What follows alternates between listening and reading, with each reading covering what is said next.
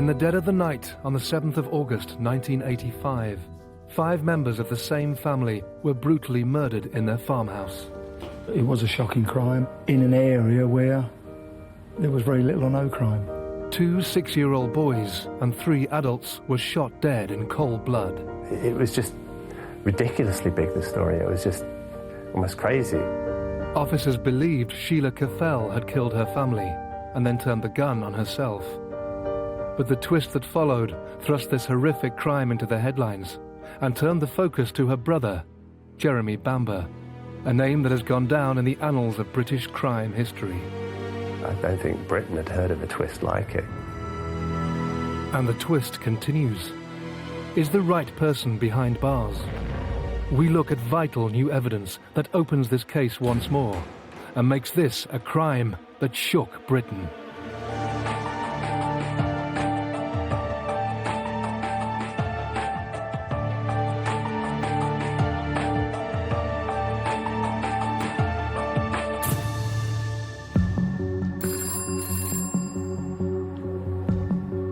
"3:36 a.m. Chelmsford police in Essex receive a call from a local farmer, Jeremy Bamber, worried for his family's welfare. Jeremy Bamber had apparently received a phone call from his adoptive father to say that his sister, Sheila, had gone berserk in the house. You've got to come quickly. Dad? And had a gun. Dad! Jeremy Bamber tried to call back, and he could not get through. In his state of anxiety, he wasn't sure, and who would be sure, whether it was engaged or off the hook or whatever, but he couldn't get through. Jeremy phoned the local police station and was advised to go to White House Farm, where he would find police officers waiting for him. The police rushed to the scene, and I think they spent quite a bit of time waiting outside, as you would do if there's been a report of gunshots. Jeremy Bamber worked at his parents' farm, but lived just 3 miles away in Goldhanger. He arrived at the scene just minutes after the police. A conversation started. The police officers wanted to know about the house, who was in it, and what might be behind the phone call. Bamber explained he had left the farm after work the previous evening. Officers decided not to enter until armed backup was at the scene. Police reinforcements were called and they were briefed. They were told there was a siege situation. Jeremy was asked to sketch a plan of the house for the firearms team. From the conversation with his father, it appeared Sheila, his sister, was threatening the family with a gun. At 7:35 a.m., almost 4 hours after police initially arrived, armed officers entered the sprawling 18th century farmhouse to be faced with a devastating scene. The father, Neville Bamber, was in the kitchen. He'd been shot there. The twins were in their beds. One certainly had been shot through the head and was still sucking his thumb. We had June out of her bed in the bedroom, and Sheila, the adopted daughter, laying there with a rifle, laying across her body with an open Bible alongside her. Sheila Caffell, her twin sons Nicholas and Daniel, and her parents, Neville and June Bamber, had been brutally murdered. Shot numerous times in cold blood. The only immediate surviving relative remained outside, Jeremy Bamber. Sergeant Jones and DC Clark's job was, in that first instance, family welfare. Jeremy had been warned to expect the worst. We've been all around the place. 5 fatalities. He had been driven back from, if you like, the front line of operations and was some hundreds of yards back. When the story was broken to him, he broke down and he cried, and he was in a state of traumatic shock. As 24-year-old Jeremy reeled from the devastation of losing his entire family, The crime scene suggested there was no one else involved.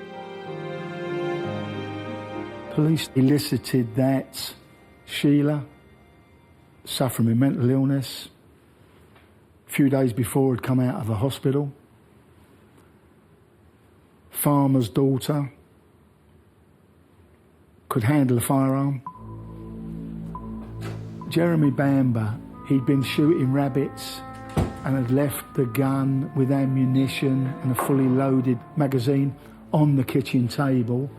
So everything was slotting into place to set the scene of her going berserk, having access to a gun, picking it up, and then shooting everybody, and then shooting herself. There was no doubt in the minds of the majority of the senior police officers that they were dealing with a case of one suicide and 4 murders. Sheila Caffell was diagnosed as a paranoid schizophrenic. She had a history of mental illness. A tragic young woman with severe mental illness had repeatedly shot both her children and parents. News quickly spread through the small village, and the national media descended to cover the story. The massacre at White House Farm, it was stated that Sheila Caffell's injuries appeared to be self-inflicted. I was chief reporter on the Evening Gazette at the time of the killings. And the policeman said, well, yeah, what's happened is 5 people have been found murdered in a farmhouse. You might get 1 murderer in a year in the Colchester area, and that would be a big deal. But to have so many deaths reported like that, he just couldn't quite take it in, I don't think. The Bamber family were respected members of the community. Neville and June Bamber were very well known in the area. He was a local gentleman farmer. She very active in the local church. In addition, Neville was a local magistrate on the Witton bench. They lived in a very, very nice house worth quite a lot of money. You'd look at them and suspect they appeared sort of salt of the earth, but clearly the same didn't apply to their 2 adopted children. Jeremy and his older sister, Sheila, had very different reputations to their parents. Sheila embarked on a career in modelling. Initially, she made some progress, and she did a fair amount. But that seemed to suddenly fizzle out. Jeremy was a good-looking lad, and I think we soon found out that he had a very lively social life. It didn't take long to find out that he liked being out in the town in Colchester, and I think he was a bit of a ladies' man. Sheila and Jeremy wanted a greater freedom than their mother was prepared to condone. And I think that is where the trouble started. Friction within the Bamber family soon emerged, but officers needed to delve deeper to uncover a motive behind this horrific crime. Meanwhile, Jeremy, the only surviving close relative, was taken home to deal with his loss and piece together events leading up to the murders.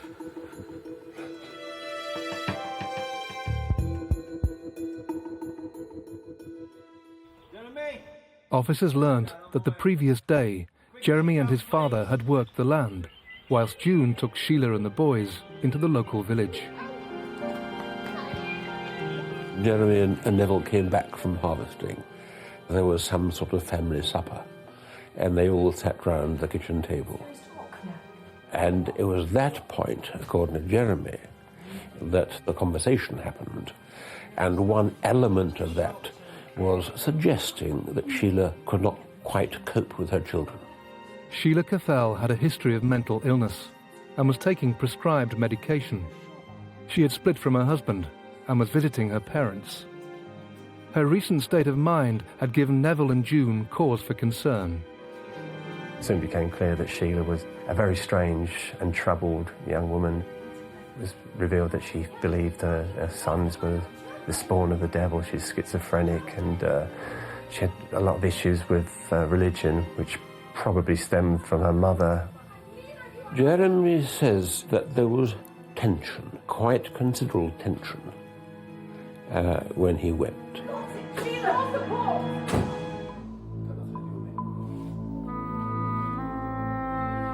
After the heated discussion, Jeremy left White House Farm. It was 9:30 p.m. 6 hours later, he received a call from his father.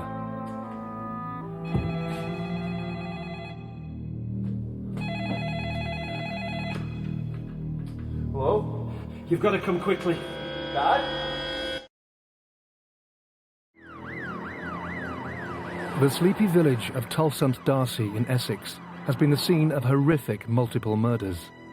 3 generations of a family have been shot and killed, including 2 6-year-old boys. Only one close family member remains, the son, Jeremy Bamber. The police believed there was a siege situation at White House Farm, and that was why the reinforcements were called. It is also why 2 ambulances were called. Officers waited outside the property for 4 hours before sending armed response into the farm. From the scene that confronted them, they quickly concluded that Sheila Caffell had murdered her family before killing herself. Detective Inspector Miller arrived after the bodies had been discovered.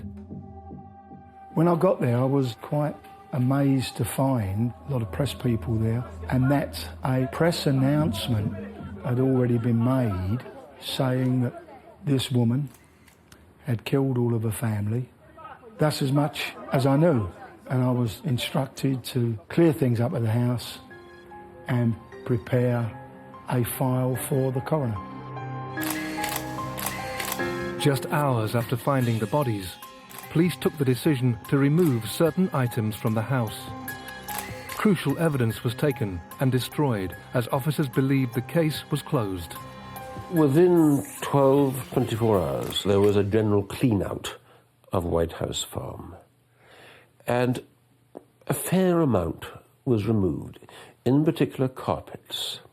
And one does wonder why, but they were taken out and they were destroyed before any real forensic evidence could be taken from them.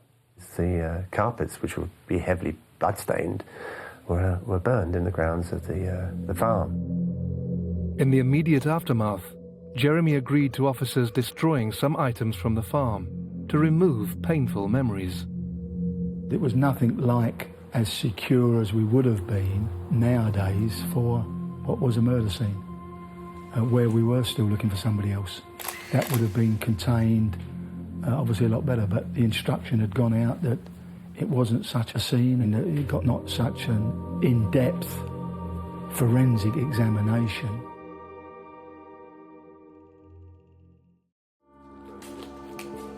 As forensic evidence wasn't a priority, the keys to White House Farm were handed to Jeremy and the extended family just 3 days later. The relations of the Bambers, one particular woman, Anne Eaton, I think was a cousin, she had come to the farm to do an inventory with the family solicitors. Jeremy Bamber's cousins, Anne Eaton and David Buflower, and Uncle Robert Buflower, were also farmers who lived nearby. They were keen to safeguard the property in the aftermath of the tragedy. There's sort of a bit of a Miss Marple thing going on there, and they obviously went into the house and had their suspicions. The Eatons and the Buflowers made a point of thoroughly searching the farmhouse. What happened next turned the case upside down. And it was shortly prior to the coroner's hearing that a surprising development happened. And they say in the gun cupboard in that downstairs office, they found the silencer and other materials. This silencer would fit and would be used with the rifle that we found on the body of Sheila Caffell. And Anne Eaton found it strange that the silencer was not on the gun when we found it, because there was no silencer on the gun when we found it. The weapon that lay with Sheila Caffell was a .22 caliber rifle, a gun used by the family for shooting rabbits. It was able to accommodate a silencer or sound moderator, like the one discovered in the gun cupboard. Once you got it out the box, on it seemed like some red paint or blood, or both, and a grey hair coming out of it that had sort of attached itself to it. The family was convinced these items were connected to the murders, so made the decision to remove them from White House Farm. 2 days later, police collected the items the cousins had discovered. We were fortunate as an investigating team that Anne Eaton, who was familiar with the house, was able to find that silencer and deliver it to us. Because had we not got that, I'm not so sure that we would have ever had the conversation with Anne Eaton about the rifle that we found not having a silencer on it. This discovery by Anne Eaton and her family changed the whole investigation. Officers said the gun found on Sheila Caffel did not have a silencer on it. If they proved otherwise, she could not have committed the crime. She rang Stone Jones and he went over and collected it and brought it straight over to me, rang me and said, "Can I come and see you? I've got this silencer." Detective Inspector Bob Miller took possession of the device and sent it for forensic examination. Mildly excited, I have to say, when I saw it, but keeping an open mind and always looking at the negative side of things.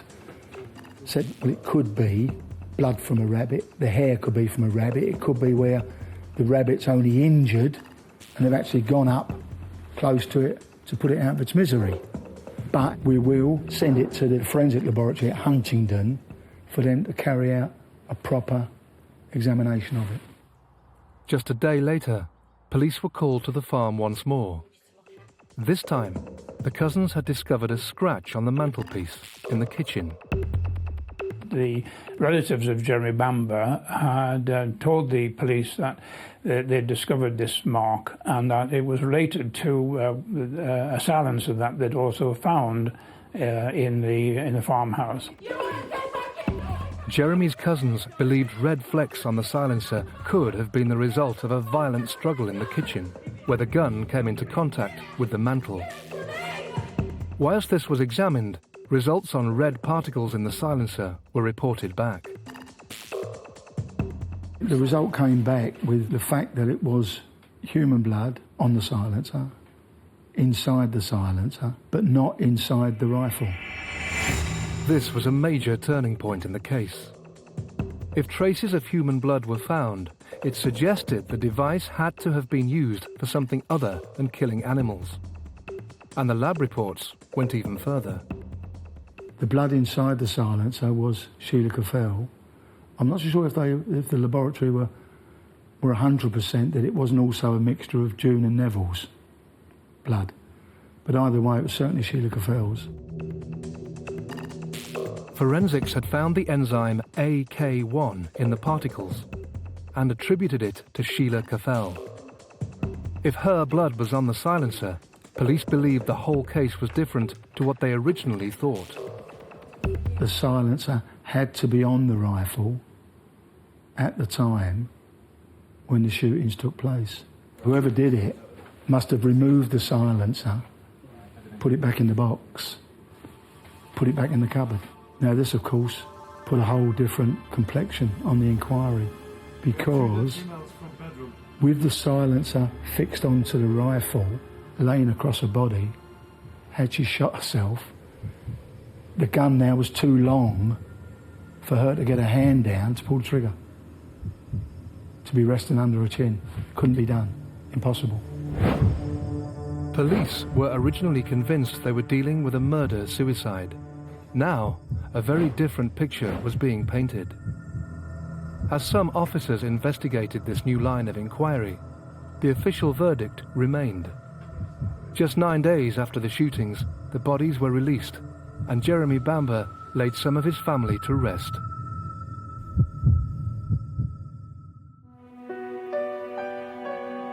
He was inconsolable. He had his girlfriend Julie Mugford by his side and Colin Caffel, Sheila's estranged husband, by his other side, and it was It was like something out of a movie. I remember looking at the photographs thinking there was a real power about the pictures.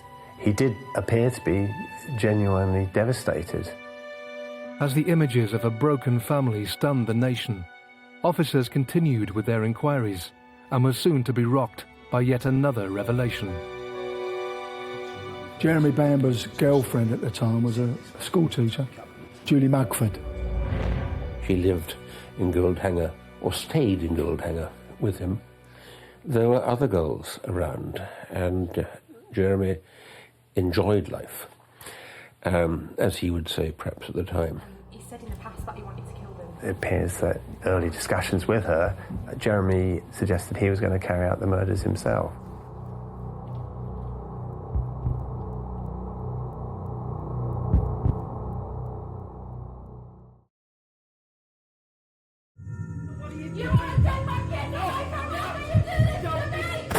Police in Essex have reopened their investigation into the deaths of a family of 5 last month. Jeremy Bamber's immediate family have been brutally murdered in a violent attack at their farmhouse. Police believe Sheila Caffell, his sister, who suffers with schizophrenia, has killed her parents and sons before turning the gun on herself. But as Jeremy buries his loved ones and tries to cope with the grief, a sensational twist throws the whole case into turmoil. Jeremy Bamber's girlfriend at the time of the tragedies said he discussed ways of getting rid of the family, but I think the turning point for her not only was her conscience getting the better of her, and she felt she had to come and unburden it to us, but I think she'd overheard him talking to an old flame on the phone at the time that they were going out together, and felt a bit as though she was a jilted lover, as it were. And I think that certainly helped to be the turning point, which at the end of the day was in the favour of the investigation.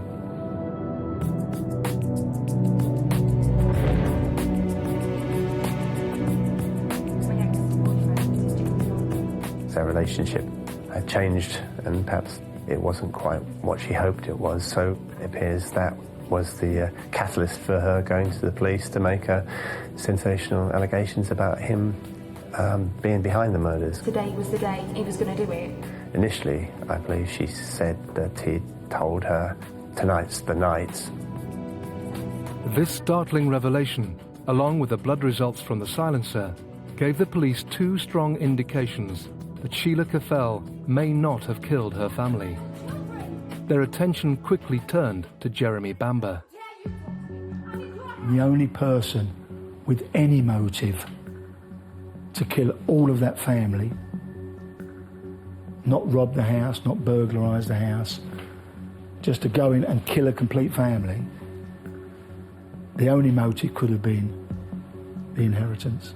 And the only people that stood to inherit was Sheila Caffell and Jeremy Bamber. With Sheila Caffell out of the way, the only inheritor would be Jeremy Bamber. Bamber was privately educated and well known in the area for his adventurous lifestyle.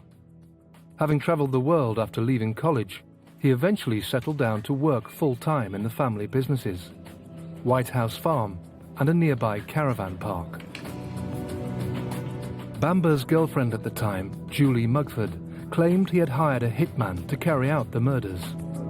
With her statement, and also the evidence found by the family, Detective Inspector Miller and his team were keen to turn the investigation round.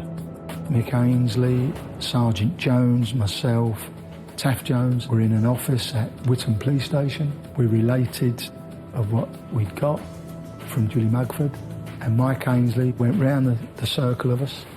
So, right, what do you think? Taff said, "I'm sticking with what I've always said, that she's committed the murders and shot herself." He said to Stan Jones, "What do you think?" He said, "Well, I think Jeremy's done it." And he said to me, "What do you think?" And I said, "Well, this witness seems very plausible." As far as I was concerned, there was enough evidence to bring in and charge with the murders Jeremy Bamber at that point. Officers believed Bamber could have entered the farmhouse through a small downstairs window, then travelled back to his cottage in nearby Goldhanger before alerting police. There's a seawall from Goldhanger round to the farm. I think a bicycle ride to and from the scene would never have been seen in a million years. Certainly wouldn't take a car. Car headlights could have been seen coming around the village. By now, police felt the evidence against Bamber was mounting. During their investigations, he had left the country with a friend for a holiday. In his absence, police were also told that some flecks on the silencer had originated from the mantel, confirming the family's theory that a violent struggle had taken place.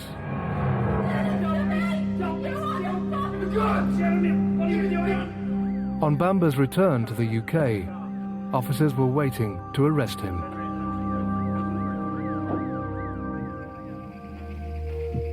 Jeremy Bamber was interviewed and charged with 5 counts of murder on the 29th of September 1985.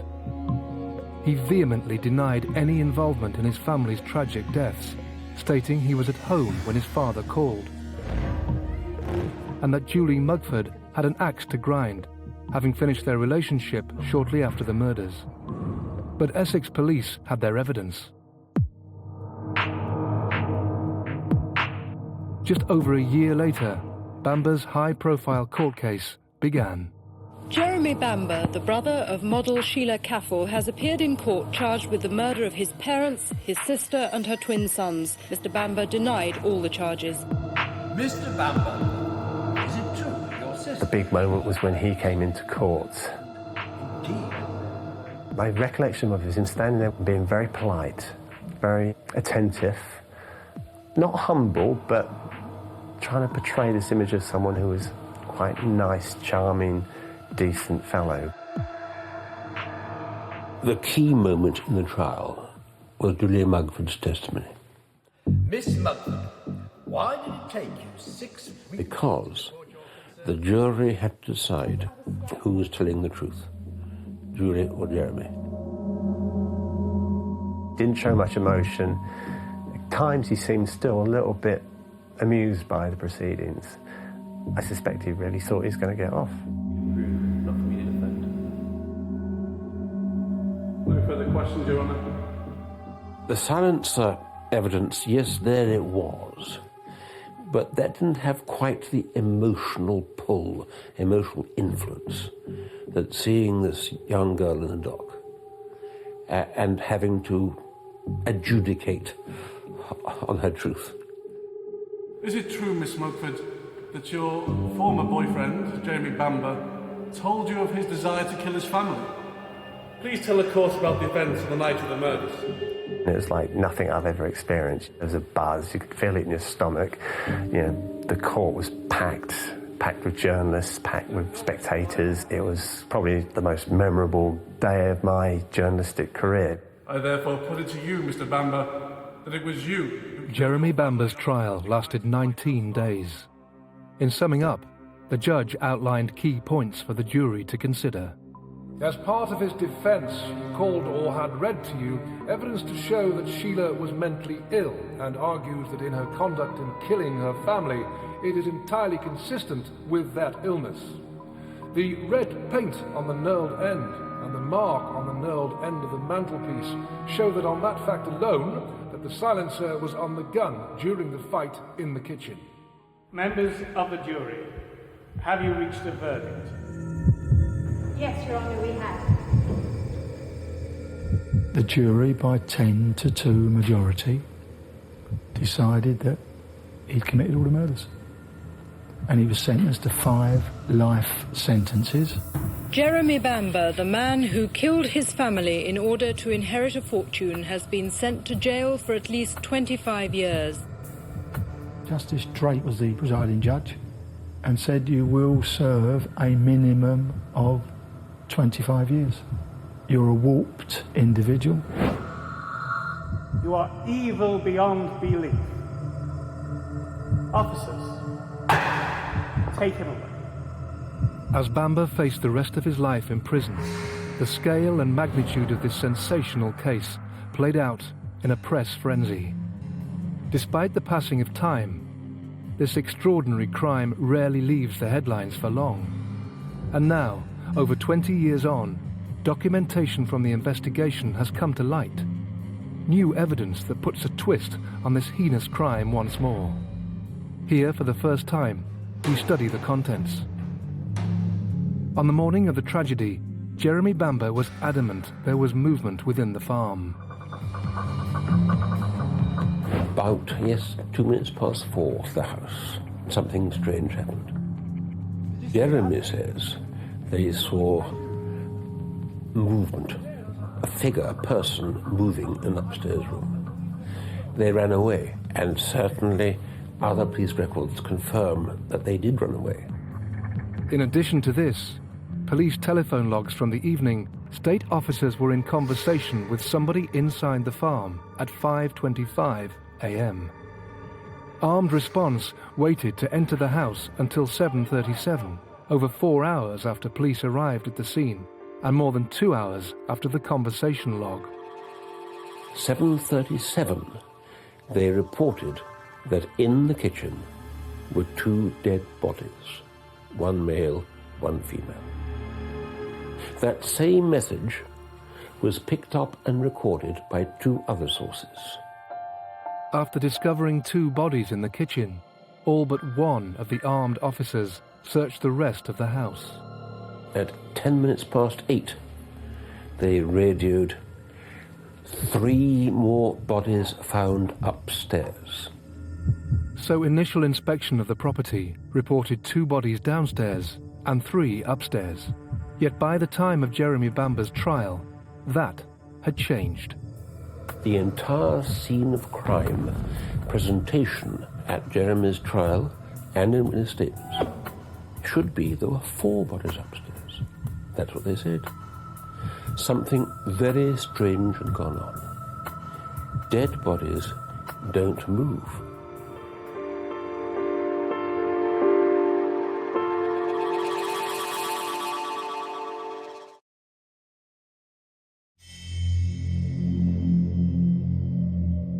Five members of an affluent family have been brutally murdered in Essex.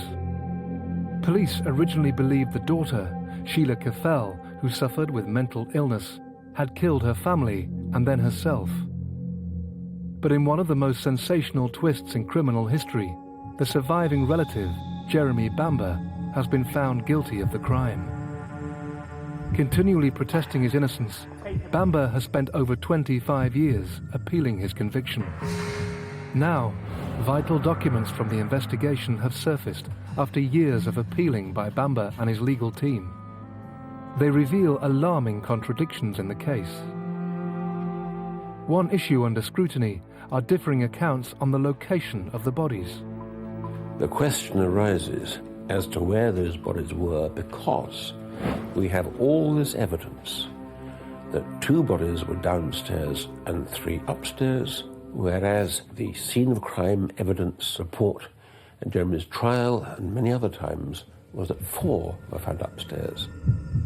We have 2 dead females from bedroom.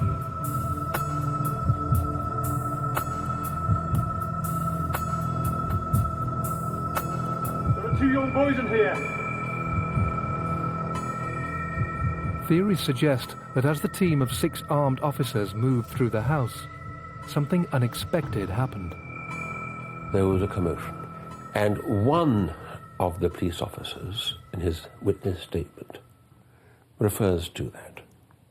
And his interpretation, or his explanation, is there was movement upstairs. What were the noises mentioned in the statement? The document goes on to suggest it could have been movement from another officer, but by the time other police attended the scene, 4 bodies, not 3, were upstairs. The prosecution in the trial was resolute. Neville Bamber was discovered in the kitchen, the twins in their beds, and June and Sheila in the main bedroom upstairs. Some theories suggest Sheila moved from the kitchen up to the bedroom via one of the farm's 3 staircases, whilst the police were searching other areas of the house, having only injured herself with the first gunshot wound. Forensic photographs taken around 10 a.m. show Sheila's blood was still running from her wounds. 2 statements also say this. Added to that, her body did not have livor mortis, suggesting she had not been dead for a long period of time. The prosecution claimed she would have died by 3:30 a.m., 6.5 hours earlier. Jeremy had been outside with police since 3:45 that morning. Something had gone wrong. Why were the accounts so different? Further documents suggest the extended family found the silencer in the gun cupboard at a different time than originally thought. We find record of David Bouffleur giving a silencer to the police on 11th of September. And the record in that particular log includes the statement that he said he'd found it in the cupboard. But other statements show a silencer was discovered almost a month earlier, on the 10th of August. The problem is, how and why did the second silencer appear? Because the prosecution case was so simple. There could only have been one. That's what they said. It's one they claim Sheila could not have shot herself with if it was on the end of a rifle. But now we have, looking at September, a second silencer. So 2 documents show a silencer was collected on the 11th of September, but other family statements contradict these, saying one was found over a month earlier, on the 10th of August. Which account is true? Were 2 silencers in fact found?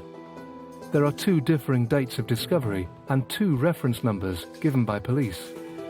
Yet only one silencer was ever discussed at Jeremy's trial. Now, don't ask me what all this means. It does mean the reality is not what was produced at Jeremy's trial and helped secure his conviction. Records also reveal officers searched the gun cupboard shortly after the murders. The police had looked. They had carried out very thorough investigations, and they had not found these items. A main element of the prosecution was that a silencer must have been on the murder weapon on the night of the killings. But Jeremy Bamber has always stated that this could not have been the case. From letters he has written during his appeal campaign, he believes there was never such a device on the gun.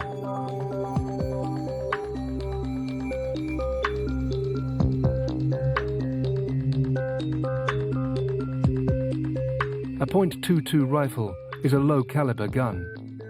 Bamber also explains that even without a silencer, these make less noise when fired than other higher-caliber weapons. At trial, the jury was told that a silencer had been attached to the murder weapon, making it impossible for Jeremy's sister to have taken her own life. As for the issue of the silencer, Jeremy's defence team have conducted experiments. Prosecution alleged that Sheila's arms were too short and the gun plus silencer too long for her to have committed suicide. We now know that is not the case. We have the evidence, and you can show it. The silencer sound moderator debate continues. It did form a large part of the trial in relation to the scratch discovered on the mantel. The prosecution made a great play on the evidence of the scratch mark and how it implicated Jeremy Bamber in the murders that took place in the farmhouse. Now Peter Southurst, a photographic expert, has been given access to the crime scene images to analyse. On the original scene of crime pictures taken on the day of the incident, the police photographer had not actually picked up that there was a scratch on the mantelpiece at all.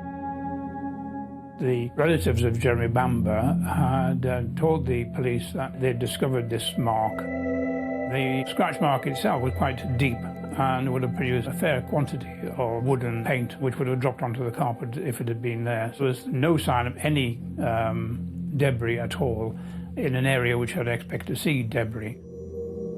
Mr. Southurst has also made a startling discovery as to when the scratch mark was actually made.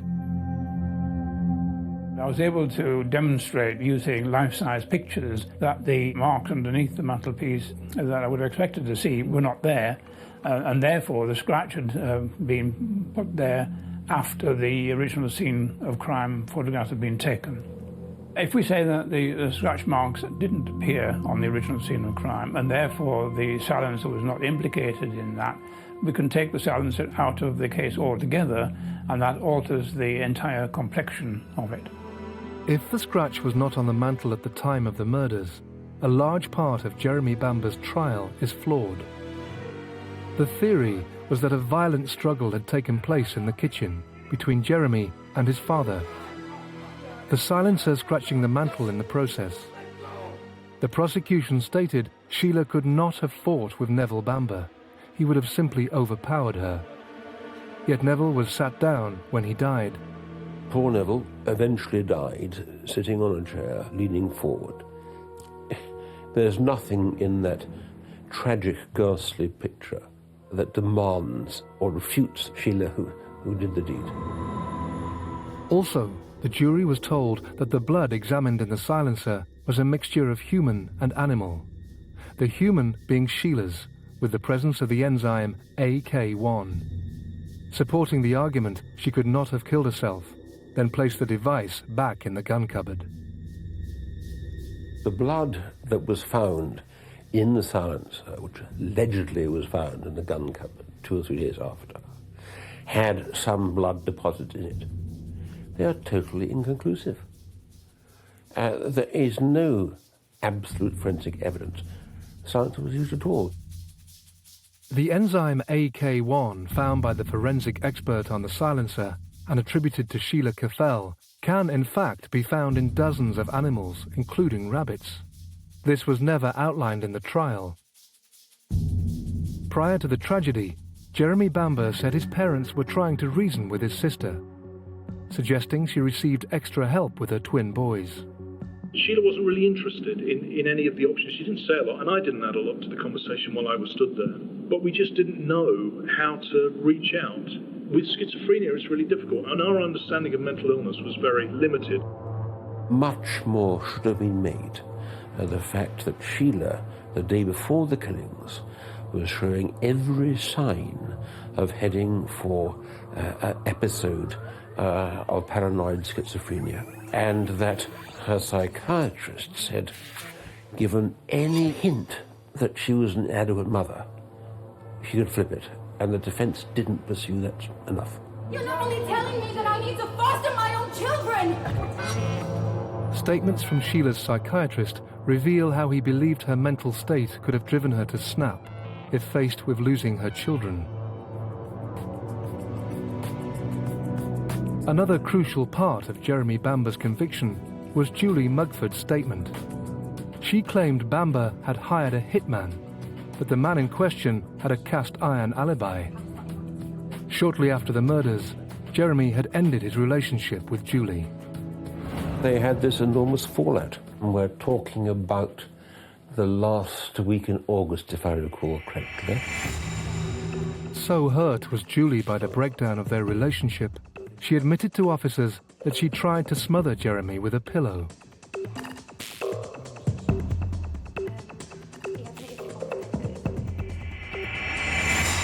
It took 1 month after the murders for her to go to police with her story. She said that she was in anguish and turmoil and distressed, but she appears to have acted a very ordinary life during August. Bamber's account of that fateful evening has never changed. Along with his father's distressed call to him in the early hours, he maintains Neville would have also made a call to police himself. Only Jeremy's call was discussed at his trial. Now we're able to reveal this document. A phone call from Neville Bamber to police at 3:26 from White House Farm that states, "Daughter gone berserk," and "has got hold of one of my guns." The other log, 10 minutes later, is from Jeremy from his home in Goldhanger. Thousands of documents relating to the case have been placed under public interest immunity, never to be released by the police. Many articles have also been destroyed. Whatever the exact events were on the 7th of August 1985, a whole family was brutally murdered, and their remaining family has the grief to bear. We there have presented to us a scenario wholly incompatible with the scene of crime evidence presented at Jeremy's trial. And what we are now absolutely certain of is that Jeremy's conviction is not only unsustainable, but it is wrong, that Jeremy Bamber is an innocent man. I'm absolutely convinced, unequivocally, right man is behind bars.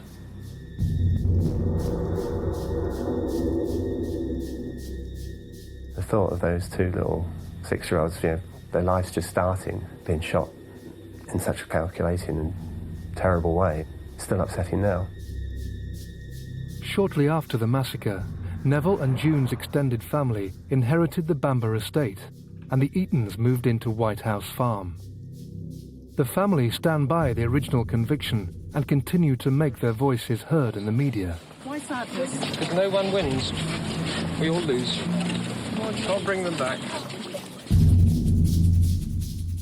Jeremy Bamber has appealed his conviction since 1986, so far to no avail. He is one of only 35 prisoners in the UK to be given a whole life tariff. At present, he will die behind bars.